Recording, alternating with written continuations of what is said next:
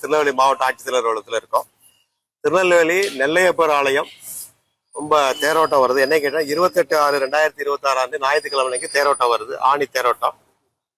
இந்த திருநெல்வேலி நெல்லையப்பர் கோயில் விதமான 5 விதமான மரம் தேர் உண்டு. இந்த பிள்ளையாருக்கு ஒரு தேர், கணபதி தேர், முருகன் தேர், சண்டிகேஸ்வரர் தேர், நெல்லையப்பருக்கு ஒரு தேர், காந்திமதி அம்பாளுக்கு ஒரு தேர். 5 தேர், பெரிய பிரம்மாண்டமான தேர்.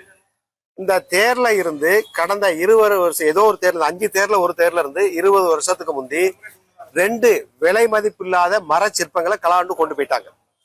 இது கலாண்டு கொண்ட உடனே அப்ப காவல்துறை என்ன செஞ்சேன்னா, திருட அந்த நபரை பிடிச்சு கோர்ட்ல கொண்டு சரண்டர் பண்ணி தண்டனை கொடுத்து கோர்ட்டு தீர்ப்பாகி இந்த 2 சிலைகளும் திருநெல்வேலி மாவட்ட குற்றவியல் நீதிமன்றத்திலேயே கிட்டத்தட்ட ஒரு 20 வருஷம் பாதுகாப்பா இருந்திருக்கு.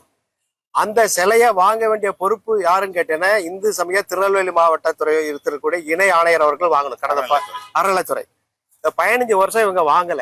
இப்ப நாங்க ஆர்டிஐல போட்டு கேட்டு வாங்கி தகவல் பார்த்ததுல நெல்லையப்பர் கோயிலுக்கு 2 பொம்மைகளை அதான் மரத்தேர்ல இருக்கிற மர வேலைப்பாடு மலை பொம்மைய அது 5 தேர்ல எந்த தேர்ல இருக்கு அது சேர்த்து பார்த்து அந்த தேர்ல பொருத்தி தேரோட்டம் நடத்தினோட கோரிக்கையா நாங்க வச்சிருக்கோம்.